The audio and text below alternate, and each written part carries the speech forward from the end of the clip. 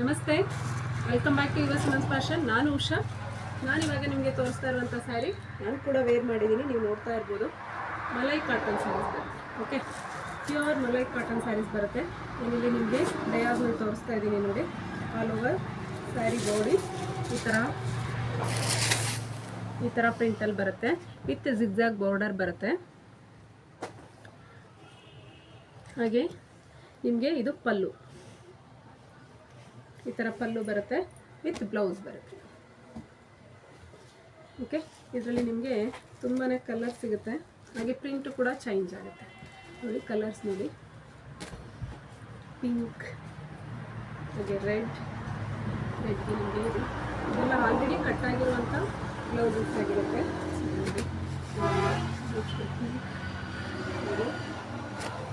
methi green,